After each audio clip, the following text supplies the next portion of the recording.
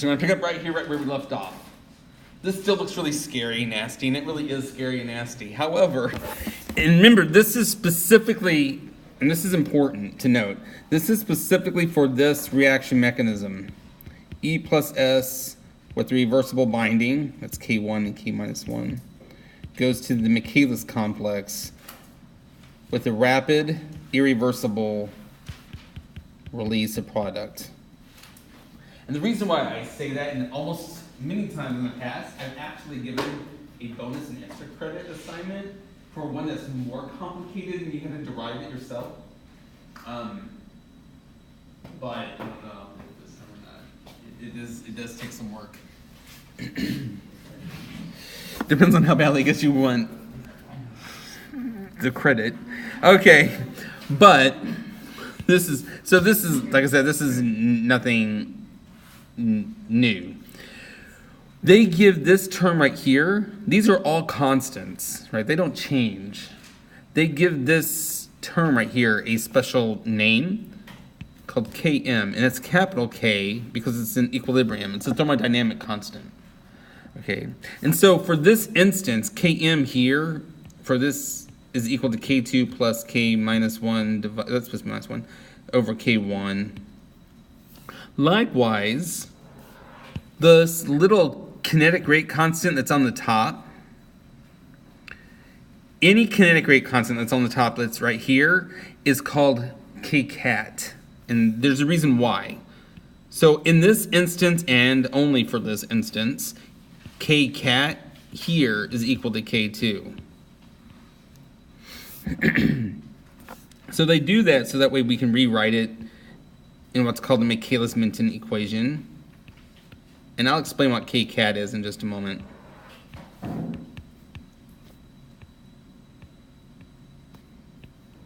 Over Km plus S. And the Km is called Michaelis constant. Km, if you take enzyme, is not always going to be Kd, dissociation constant, which unfortunately doesn't go over in great detail. We have not enough time. They're not always. In fact, very rarely is Km actually equal to Kd, but it kind of gives you an idea of what Kd is.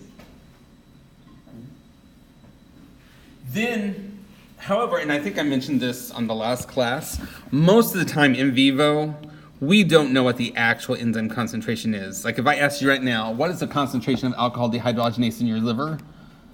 Chances are you don't know, right? So what they do is the rate that's usually measured many times in vivo, unless you have a direct way of knowing the exact enzyme concentration, is called Vmax.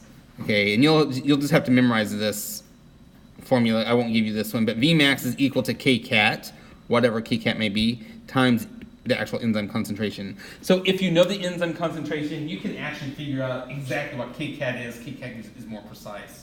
If you don't know the exact enzyme concentration, then you're going to find out what Vmax is. And Vmax sounds just like what it really is. We're going to talk about it in a moment in more detail, but it's maximum velocity. It's the fastest that enzyme can ever be.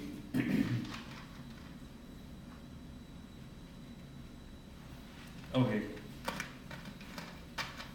Alrighty. So that being said, now let me just move all of this up because we don't need this part right now.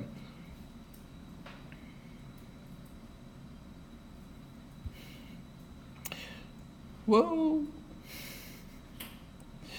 Okay, so we're going to be looking at that Michaelis-Menten equation.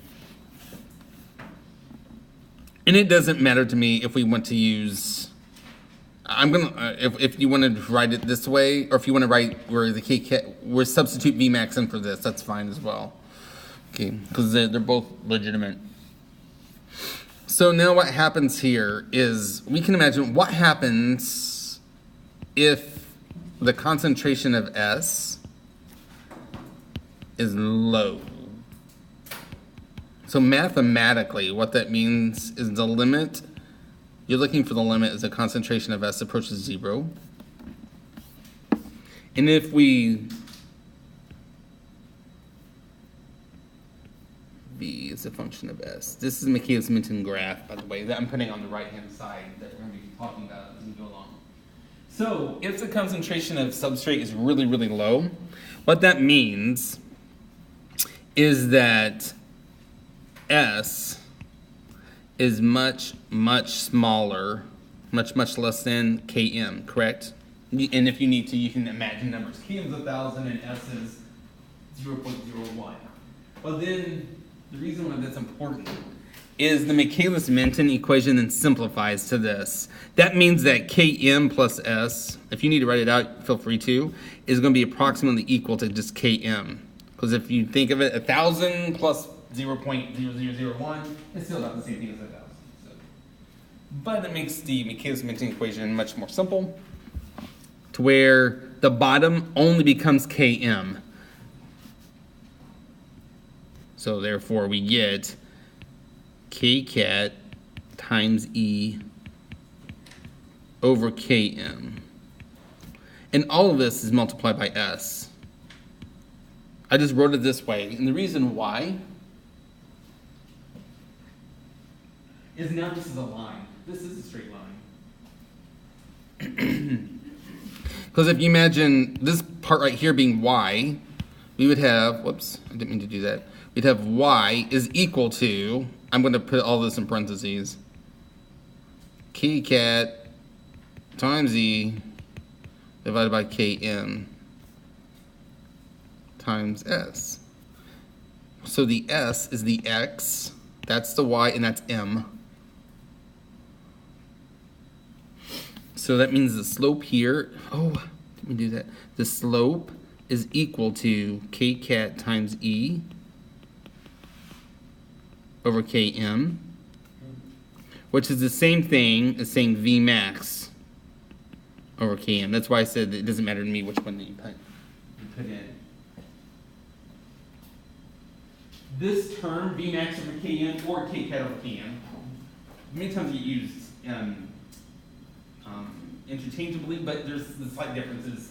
You can say Kcat over Km if you know the enzyme concentration. If you don't, then V max over Km. This has got a special name. This is called the specificity constant.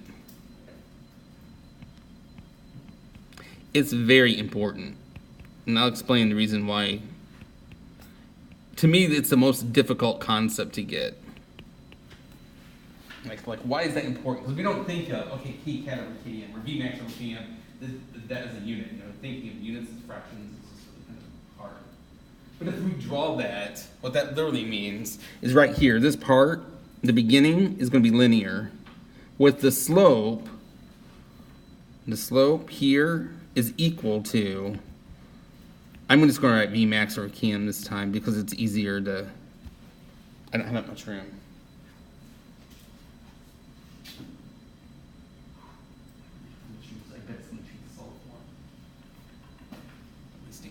Okay, let me change colors now. Well, unfortunately, it treats the graph the same as the writing. Sorry about that, but you can still see it. Okay. So what happens in the other extreme? What if? So because I don't think in calculus terms usually, but if S is really high, which in math they would have said something like the limit as X here, which is S, approaches infinity, what does that look like? Well now, what would this bottom, if you look back, what does Km plus S, what's it going to look like if S is really, really, really, really big? If S is so much bigger than Km, and that's what it means, S is much greater than Km. How does this simplify? What will be on the bottom? Just S. Okay? So does this simplify any more, this equation? Yes. What cancels? S. The S's cancel. And so now we literally get the equation is equal to, therefore, if we want to rewrite it, V is equal to Kcat times E, which is the same thing as Vmax. And if you notice, it is no longer dependent upon substrate at all. So what that means is it's a straight line. I can't do a very good job drawing this, especially drawing it small. You know, it's going to look something like that at really high concentrations. And then what happens at the intermediate concentrations would be this. Whoop.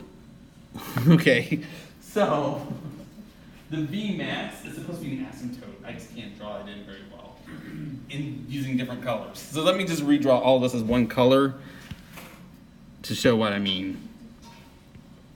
Plus I can make it bigger. For Michaelis Menten, you're doing V as a function of substrate. At at zero, it's going to be zero in theory. At low concentrations, it's linear like this. Then it starts to turn, and it goes straight. The asymptote that this is approaching is at Vmax. So that's equal to Vmax.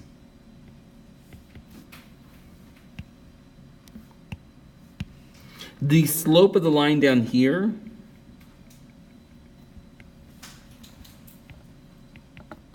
is Vmax over Km. I still haven't told you the reason why that's important, but I will. I promise. Now, what happens, and you've actually figured this out on that last quiz, what happens is if Km is equal to S, then, and you can solve it on your own, it's just plug and checking, you get V is equal to 1/2 Vmax. Okay, so what that means here, let me pick a different color so it's easier to see, is go to 1/2 Vmax, so that's 1/2. You go across, you smack the line there, boom, sound effects optional.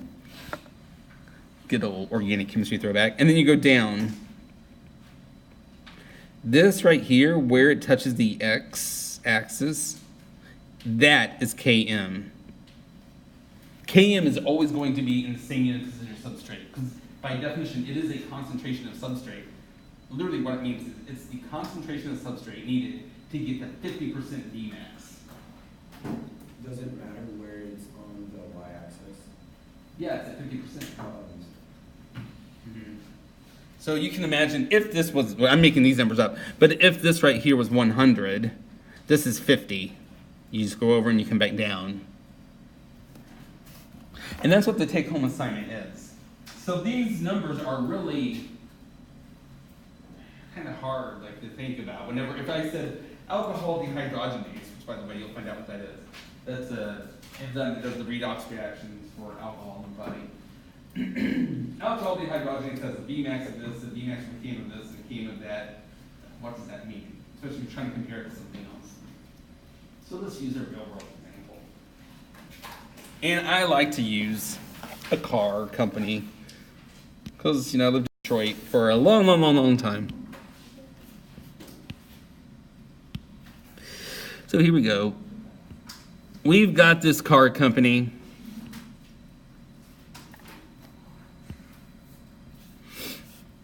What is your product for a car company? Car. Okay, and so that would be product versus some period of time would be your velocity, right? So we'll say that velocity is equal to cars per day. Like how many cars can that company put out for each day? So then what kind of resources or substrates are they putting into it? Well, I like to think of in terms of money. Plus it's an S, sort of like substrate. Right. So we can imagine that we've got this white car company, and just like an enzyme, that factory, if you put no money into it, it's not going to put out any cars. But it's going to go up, And at some point in time, you're making as many cars as you can possibly make in that factory. You cannot make any more cars, right? Because all of the assembly lines are just as full as they possibly can be. So it's going to reach it's going to plateau. Okay, so where it plateaus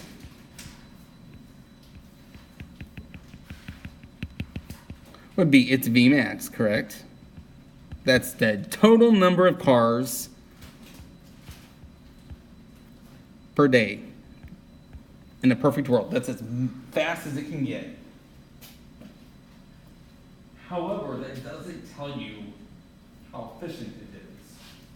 Okay, so necessarily. So, and the reason why is, let me do another example. The pink car company, maybe it looks like this.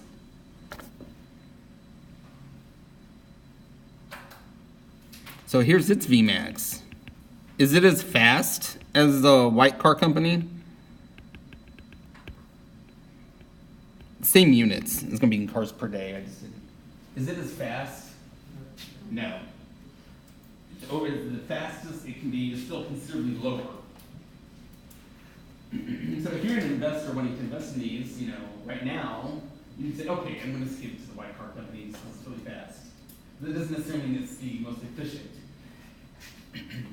So what we do, I'm going to switch back to white. So let's say we go about 50%. So if that's 100%, this is about what, 50%? And we go over here, we hit that, and we go down. It's just usually, if you're using a computer, it can automatically generate the slope here for you. It's kind of hard to do it by hand, okay? Especially in my drawing. But that right there is the KM for the white company. We're gonna do the same thing for the pink company. So it's 100%, so that means it's 50% is gonna be roughly like right around here. We go over, we smack the line, we come down, and there's its KM. Even just given the KMs, that doesn't really tell us how efficient it is. Because if you think about efficiency, you're going to be wanting to think about how many cars per day per dollar, right? If you're going to economics, that's what tells you efficiency. Cars per day per dollar. So to get that, we're going to want to do Vmax over Km. So I'm going to make all this smaller so that way I can put some numbers in and write this all out. Okay, so I'm making these numbers up just because that way I can, well, first of all, because I can, and secondly, that way I can do the math in my head. Okay, let's say that this was 100. Okay. Whereas this is like what, maybe a third of that, 30. It may not be drawn to scale. And once again, these are both cars per day. Whereas if I say that this Km, and actually here, I'm going to rewrite this to where we have Vmax for each one, and that's in cars per day. We've got dollars, which is your, oh, I'm sorry, not dollars. My bad. We've got Km, which is in units of dollars. And then we're going to have this new term that's not on there called Vmax over Km. And it's cars per day per dollar. I'm going to do this for each one. So for the white car company, I don't want to write it all out. We said that was around 100. And I'll say that its Km is 10, just to make the numbers easy. So therefore, its Vmax over Km would be, what's 100 divided by 10? You shouldn't need your calculator for this one. 100 divided by 10 is 10. And that's 10 cars per day per dollar for that car company. Okay. Whereas the pink car company, over here on this side, we said, oh, its maximum its Vmax was oops, I got a little off. I can't draw in a straight line. Its maximum was 30 cars per day.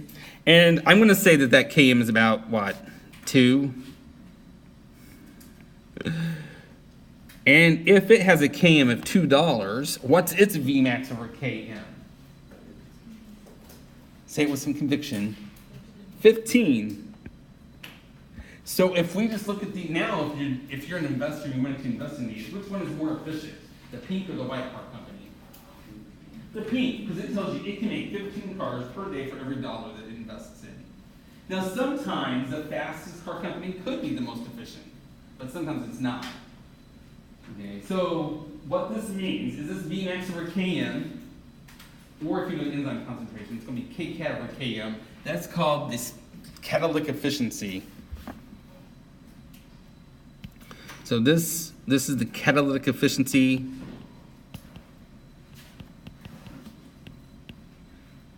It's also called the specificity constant. I don't know why they like to use two, if one of them predates the other. But let's say that you're comparing either two enzymes trying to do the same type of reaction. This is the one that's most important, this term right here. All right. Or if you have one enzyme that's promiscuous that has more than one substrate, this is, once again, the term that many times you're going to be comparing, because it lets you know how efficient it is with that substrate. Now, if you're also comparing one enzyme with different substrates, sometimes they also look at Km, because it gives you a rough idea of the binding. It's not exact, not 100%, but it gives you a rough idea of the binding. But only if you're looking at the same enzyme. The only time that Vmax or kcat is important is really when you're talking about speed. So sometimes I'll tell you about Vmax or kcat, but really the most important one of these three is Vmax or Km or kcat or Km, because that tells you how efficient, how specific it is. Sometimes in papers, you may have been reading these papers in the paper that you're writing, they'll give you a table that has Vmax and a table of and, but it has Km, but not tell you Vmax or Km because they expect you to do the math yourselves. But once again, the Vmax or Km is the most important of those three in the sense that it tells you how efficient it is. The nickname that they give Vmax, or technically they give it to kcat, is called the turnover number. So turnover number is literally means kcat. And what that means is that's the highest, if you're talking in terms of math and calculus, it's the upper limit on all zero order rate reactions, but it places the upper limit on the fastest you can get. That's the maximum turnover you can ever get. Okay, this is what's called turnover number. Km is a Michaelis constant. It doesn't have any other special name that I know of. Are there any questions on this? The one that's the take home, literally I give you like 6 different car companies, and I'm not trying to make some political statement. I don't even remember which one offhand is best.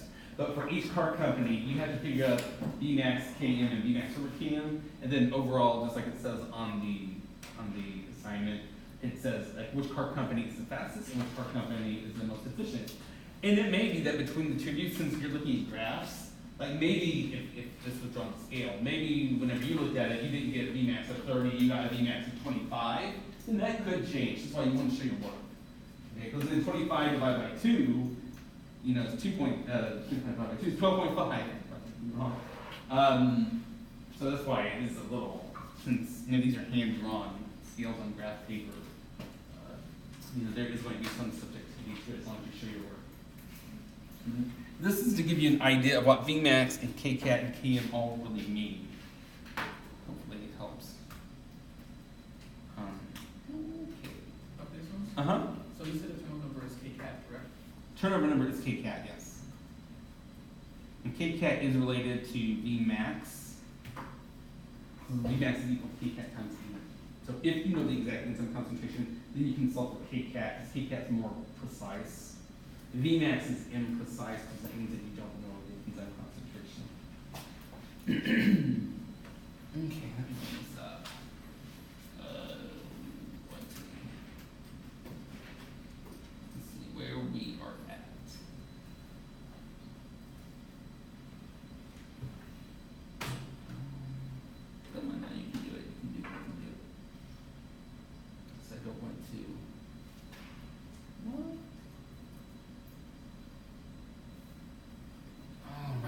Okay, so this is just showing you the same thing. It's just that we've been doing. Let you know. Works it all out for you. And it gives you this information. So here once again, the Michaelis mixing equation. I don't know why it's so blurry, but it's going to make me exceed double. Part of that is not bad. So that V, technically these are initial velocities. On my thing, it looks really nice. Initial velocities is equal to V max over times S divided by Km plus S. This is Michaelis constant. And that V max is equal to K cat times Z. Okay. It's really important that you know how to manipulate this in those kind of things that I've been talking about. Rather than you trying to remember everything, once again, this is like what we've been doing. Like if substrate's really little, then that means that this S is much smaller than Km. So if you know this, then you can figure out what the slope is and all that kind of stuff. Okay. And so here's the exact same thing. Once again, it's hyperbolic. Please note, you cannot use Michaelis Menten equation with an allosteric enzyme because it's not hyperbolic. It's got that little, it's sigmoidal, okay? And so there are some enzymes you cannot do this.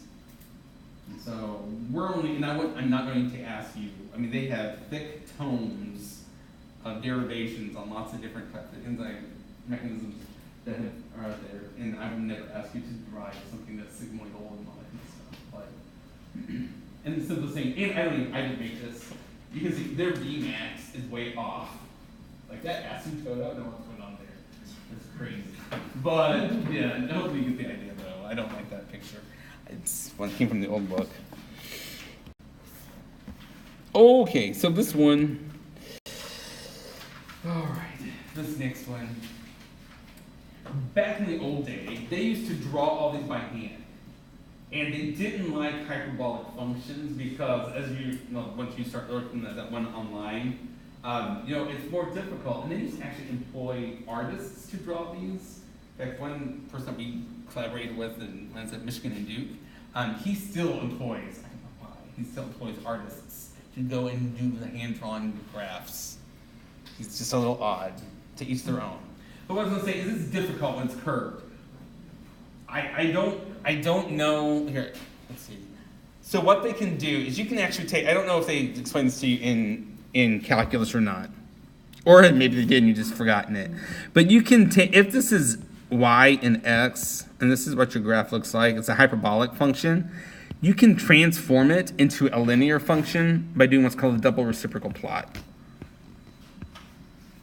And I'm going to show you what that is in just a moment. So it'll look like that. You do 1 over y. So double reciprocal until you take the reciprocal of each graph. Okay, it's just the way it is. Now I'm going to show you why that's important for Michaelis Menten. 2 more scientists, Lineweaver and Burke, came along and they said, this is hard. I don't know, maybe they were, for whatever reason, like we can take this Michaelis Menten equation and we can manipulate it and turn it into a line and stick our names on it and we're all good. And so they did. And so did E.D. Hofstee, and so did, I mean, there are multiple ones, but they all came from the exact same equation. But usually, a lot of times on like the list of things to know for the MCAT or on standardized testing, they'll usually list like Michaelis Menten, and a lot of times they'll still list Lineweaver-Burke as a historical. So I'm going to show you Lineweaver-Burke. If you know Michaelis Menten, you know Lineweaver-Burke. It's the same. I mean, it's literally using the exact same equation. So if you remember, this was you need to memorize this one. I'm going to use Vmax this time. V is equal to Vmax times S over Km plus S, right? That's supposed to be bracket. That's Michaelis Menten. That's the one that I say that you should know. I don't ask you to memorize Lineweaver-Burke because if you know Michaelis Menten, you can convert it to Lineweaver-Burke. All you have to do is I'm going to switch colors that way you can easily tell. All you have to do is you just take the reciprocal of each one of these. So V becomes 1 over V. So what was on the bottom is now on the top.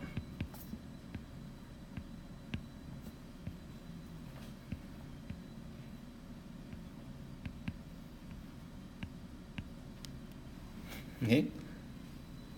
So can you guys already see where the line is? If you can, you're better than I am. Okay. Because if you think back to algebra, now it's something calculus. You think back to algebra. Remember, you can, if you've got, I don't remember the actual terms. What's it called? If it's multiplication and division on the bottom, then you can separate things out. If it's addition or subtraction, you can't until they have actual terms. Whatever. I mean, I don't know. Math vocabulary, I don't remember. But what I'm saying is this, you can actually rewrite this way, where it becomes Km over Vmax times S plus S over Vmax times S. See what I'm saying here? We can take the things that were on the top and separate them out and do everything on top. But you can't do that before Michaelis Menten. Well, this simplifies even further. I don't know if you guys are able to see the line yet or not. So I'm just going to rewrite 1 over V down below. But what, if we look back here, what can simplify in that last term? The substrates cancel, S and S cancels. Okay, so I'm going to say 1 over V is equal to, and I'm just going to draw it a little differently. To Km, this supposed to be K, that K really stinks, over Vmax times 1 over S. That is true. That's the same thing as what was written before.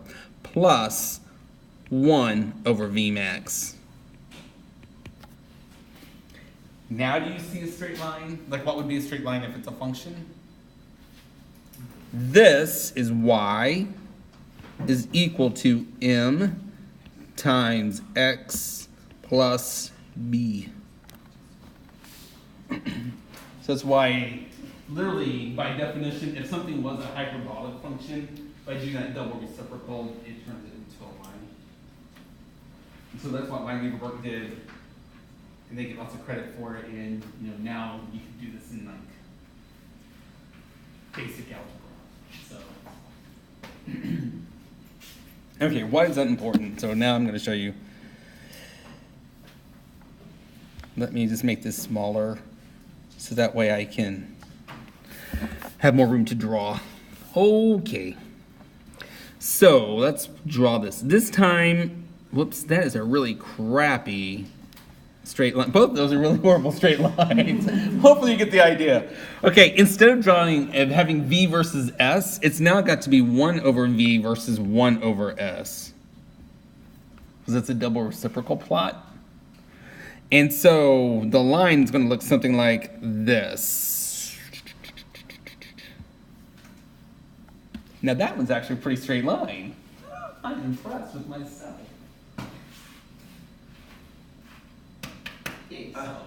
Okay, that's what it looks like. So then let's start putting what this is. The y-intercept, what is the y-intercept here? 1 over Vmax. So then you can do it this way, but then you just have to make sure that I actually ask these questions after I give it to you, and I ask this question, and people will forget to take the reciprocal. Like if I ask you, what's Vmax? And this was 1/3, remember, Vmax really would be 3, because it's the reciprocal of that. So but that's the y-intercept. The slope for this line, m is equal to, what's the slope going to be?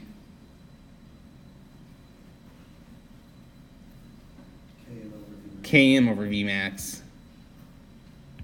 So once again, if I asked you for the specificity constant, you'd have to take the reciprocal of the slope. Vmax over Km is the specificity constant. Okay. And if you derived it, the x-intercept, by the way, is -1. -1 over Km. Just an FYI, if you derived it. Not derived it, you solved for it. It's not garbage. So that's Lineweaver-Burke. Versus Michaelis-Menten. Michaelis-Menten gives it to you as the gives it to you as a hyperbolic function. There are pluses and minuses. One plus of Michaelis-Menten is that the error rate is much lower. Okay, because any time that you do double reciprocal plots, especially when is you tend to magnify the error in it. Because if you take a little number, like you took 0.1, you do the reciprocal of it, it becomes 10, right? So it tends to blow up one end versus the other end. I can't remember which one off the top of my head. Nowadays, in our labs, we would always just do Michaelis-Menten because you can fit it with computers really easily to a hyperbolic function. It's not like it used to be. But these are actually a little easier. Especially when we start talking about inhibitions, which we're going to